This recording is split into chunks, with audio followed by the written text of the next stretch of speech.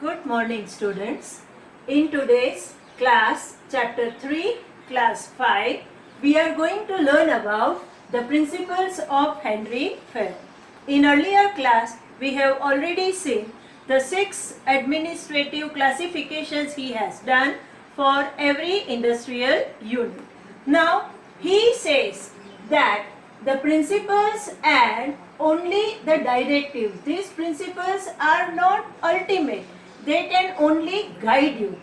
The success of these principles depends upon how the sharp senses of management is and application of the principles in the different degrees in the organization. It is a task of the wisdom of the manager. How the manager visualize. As we go to the doctor, he prescribed the medicine after getting the history of the patient. Medicines are same, but what dose to be given to particular patient decided by the doctor based on his wisdom, based on his sharp senses and based on that situation. So Henry Fayol is a very practical management writer. He is not forcing anything. He says that I simply recommend few good points. You decide which points to be accepted and to what degree that particular point to be accepted in your organization as per your need. He also added in his book that the 14 principles which are given by him are not ultimate. As the revolution going on, as the development going on, the new theory will come, the new principle will come and the new changes will come. Be ready for acceptance of something new. This is not ultimate. This is just for our basic reference, how to use, how much to use and what are your problems that you have to solve with your wisdom. So with this very broad-minded psychology and very broad-minded thinking of Henry Fayol, he suggested us the various principles. Now, dear students, this particular question normally you will find in exam for 5 marks. So here I have written below every point the most important words which should be there in your answer. The remaining elaboration you have to do on your own. This is not the ultimate explanation. This is just a hint, the words which should be there in your explanation paragraph. Clear? So you have to expand the ideas and then you have to prepare your own answer which is sufficient enough to get your 5 marks. Being an experienced person in this field, since 30 years I am concerned with the business organization subject and working as a teacher and related with the examination work, that is of examiner, then the moderator and then the coordinator. We know that what students supposed to write and how they can score 100 or nearby your 100. So BO, in spite of a theoretical subject, you are capable of scoring good marks, provided that you write your answer to the point and according to what question is asked. This is something extra I am telling you because you can prepare your answers well in your exams. Let us start with the number 1. His principle, he has recommended the 14th principle. In that number 1, that is the division of work. Very broad-minded and practical person, the Henry Fayol says that you need to establish specialization. And this specialization at what level you have to get? You have to apply this specialization with the help of division of work at a managerial level, means that middle level, as well as at a factory level, means at a bottom level. The specialization in economics also you have learned that if you apply the division of labor, the benefit of division of labor is the specialization. When the person is working particular work again and again, his speed will increase, his efficiency will increase, his productivity increase, and all this called in terms of that specialization. So the specialization of the managerial level to be applicable at a factory level to be applicable. Then what benefit you get due to specialization? That is low cost of production. Whatever production cost you are incurring, it will reduce. And when the cost is low, your profit margin increase, your growth of business possible. Number 2, he recommended that authority means power, and the responsibility. See, there are two sides of a coin. One side authority, one side responsibility. If you give an authority to someone, you have to give responsibility side by side. Otherwise, all the possibilities are there of misuse of authority. That power will give a negative side of to that person, and he become arrogant, he become rude, he become dominating, and he may not be using that authority in a proper manner if he is not responsible for the task. So one side authority, parallel responsibility has to be given. It must present at a time in equal proportion.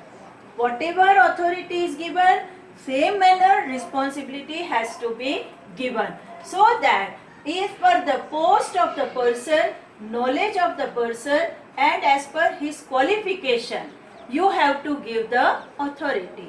A 4th class employee, all of a sudden you can't ask him to become the CMD. Okay, we don't deny that they can't work, but the post required some qualification, some proper knowledge, some expertise and specialization in a particular subject. So authority to be given with reference of these 3 basic criteria, that what post the person belongs to, what knowledge he has acquired, and what qualification he is having. Having a qualification is not sufficient. Update your knowledge equally important. So in that reference, authority and side by side responsibility to be given. Number 3, he recommended that there should be discipline in an organization. Discipline, how you ensure the discipline? To get the discipline, you have to make the rules, you have to make the code of conduct, and you have to create the harmonious behavior and environment in an organization. If you are equal with all, there won't be a jealousy, there won't be a leg pulling, there won't be a gossiping. So when the rules are there, and if the rules are properly followed, everybody will be feeling that we are treated equal, and so the harmony automatically you can ensure. And only in that atmosphere only the employee feel okay or feel good. That these 3 things are going to make easy for supervision and for implementation. If the rules are there, and now if you are supervising, person is not following rules, you can tell him that here you are wrong or you are not following the rules. So rules are basic requirement for good supervision. Rules are basic requirement for the implementation. So foundation should be there, which established in the form of a discipline. Then only work can be done well. Number 4, he said that there should be a unity of command. The word itself says unity. Unity means something very specific, something very common, or one can understand and one can follow, rely on that particular command. So here the expression is that employees are responsible to only one superior. See, there are number of departmental head. You can't listen every departmental head instruction. You must know that who is my boss. I am supposed to responsible to whom. And that boss also must be very clear that to whom I have to guide or from whom I have to demand work.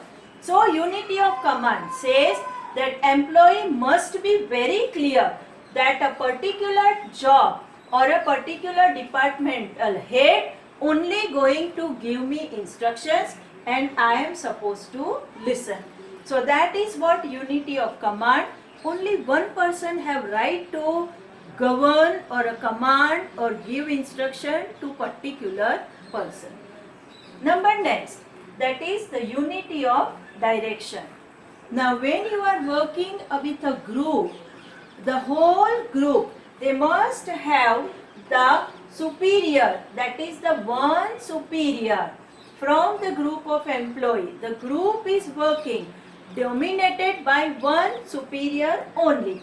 So one superior of group of employee and this group doing work for only one purpose. Here the importance is to the purpose. Objective. Here the importance is given to the person who give command and here the importance is given to the purpose for what the group is working. 20 people are working but all 20 should have clear idea that today we are working for what. That is what the unity of direction. That vision should be one and clear. The next what he has recommended, that subordination of individual interest to the general interest. Every individual want to grow. Every individual has an aim in his life that I want to reach up to this level or I want to get this much financial upgradation, and every individual has own personal interest. But he says that in an organization when you are working, your interest should be within the limit and the whole organizational general interest to be given priority. First, organization interest come and then subsequently your interest can be achieved. So here the common interest and you can say that prominent activity of an individual interest should be suppressed and the common interest to be uplifted, to be given more priority. That is what subordination of individual interest to the general interest. Then next we talk about that remuneration of a personnel.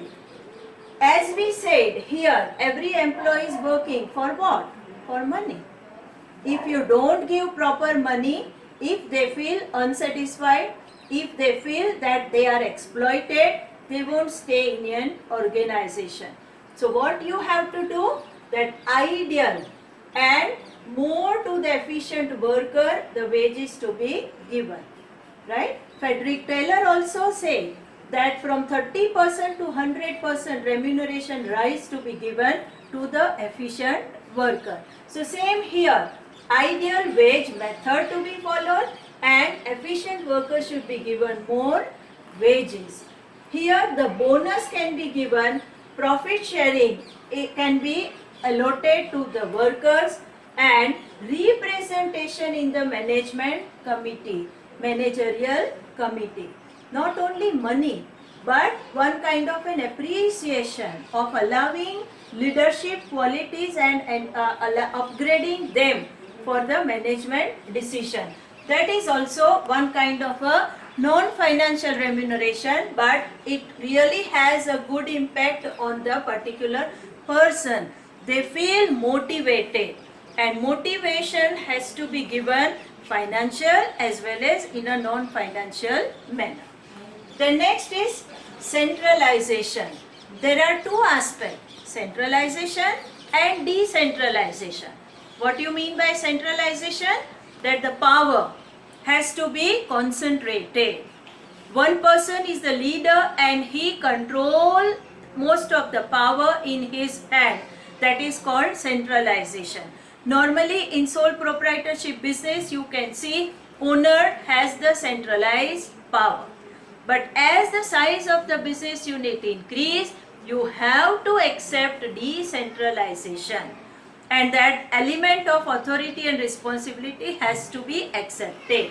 So, centralization or decentralization, as per the size of unit, you have to decide and you have to select for the same. The next is the scalar chain. He said there must be an anchor. Everyone must be associated and related to one another. From top to bottom, there should be a chain. You create a chain from top to bottom. That who is responsible to whom and who is governing or guiding to whom. Every employee must know who is responsible to whom. Everyone, there should be a clarity of the authority, responsibility, dependency and the subordination thing. The next is order. The raw material, the goods and the human all should be placed in order. It means that the raw material and the social arrangements at an appropriate place. There should not be hassle to get the things. If it happens, your time will be wasted and your cost of production will increase. You must have a clear vision what is kept at what place. And particularly in case of an employee, the right employee should be at a right place. Okay, the qualified person for a particular field, he should be working at that field only. Next, he recommended equality. There should be an equal treatment to all. Equal, it doesn't mean that equal salary. Okay, we already said that efficient should get more. Equality means other treatment to the employee should be equal. So here, equal treatment in terms of how you are behaving with them, how you are applying the rules and regulations to each employee, how you are expecting everybody should behave, work in an organization. So that equal treatment, humanity should be there. Always keep in mind they are human. You are boss. It doesn't mean you humiliate them. They are human, that to be taken care of. Then practical approach should be adopted. Don't be rigid. If you become rigid, then the employees will find difficult to work with you. Uniformity must be observed. Then the good behavior and the faithfulness with the employees are to be maintained. The attitude of a management should be positive, should be welcoming and should be encouraging to the employees. Justice to be given. There are lot many problems will arise in an organization. Means you have to give justice. You have to see the person who is wrong must be treated for in the form of a punishment, and the person who is unnecessarily exploited must be taken care of. So justice should be there. Next is stability of personal tenure. Here the personnel should feel secure. Job security, stability and one kind of a peace should be there in the mind of employee. Person must feel that I am safe. If I am in an organization, there is no threat or there is no damage to my health or hygiene or to my that work. That sort of a safety should be there. He must feel secure. Proper security measures to be taken in an organization so that the employee feel secured at their job, at their workplace. They should have a stable job. If every moment, if you shout and keep on saying, I will kick you out, I will kick you out, if that mental stress, if you give to your employee, they are not ready to be with you. So, they want that we will quit the job and your labor turnover ratio will increase and you will be in trouble. Next, that is initiative.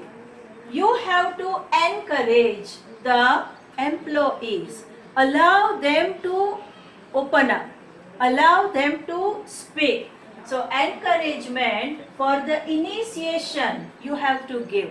Their enthusiasm has to be uplifted. You have to accept them to work more. The leadership quality must be developed. You know very well that when the top management will retire, if you have not developed the proper leadership, you will not get replacement. And no human is going to be there forever. So keep this fact in your mind and allow the new upcoming new blood, new generation at a leadership level. And initiation, their enthusiasm not to be suppressed, but let them flourish. That is what the point. The last one is that feeling of oneness. Your employee should feel that we all are one. The management and employee, they should have a harmony. They should have the unity and they should have the good feeling for each other. So in this manner, the teamwork, the group feeling, the ownness, and I am for my organization and this organization is giving me bread and butter. So my total honesty, total enthusiasm and total work spirit has to be maintained. In this manner, see the 14, it's a long question. And long question you are writing for big marks, that is 5 marks, highest marks in your E section of the paper. You have to write. And my dear students, keep one thing in your mind. BO is a subject for writing. You have to write. By listening this also you must be feeling that I am tired, but you can't. You have to understand, you have to precise and point wise write your answer. Okay, so these are the points to be explained. Now in your chapter 3, there is just a last point remain, that is contribution of that Peter F. Drucker. Just a 1 mark question is there in the field of management. That particular question that you have to read from the textbook, go through the content. It is just a fact-based informations to be written. That is what your today's homework. So the question, homework question is that contribution of Peter F. Drucker, that 1 mark question you have to answer as a homework. Clear? So after all these principle, still further emphasize given by the Henry Fayol that I am not the ultimate writer. Many more things will come. As the time change, more ideology, more ideas will come. Be open. And you are not supposed to adopt all. As per your need, you adopt the principle. And these principles are not only to be adopted in the field of business. It is also to be applied at a social activity, at a political activity, at a business activity, in an educational activity. In every aspect, the principles are to be applied. This is what all about Henry Fayol. You are going to write an homework that is of a 1-liner question, and with this we end with our chapter number 3 chapter, and next time onwards we continue with the next chapter. Thank you.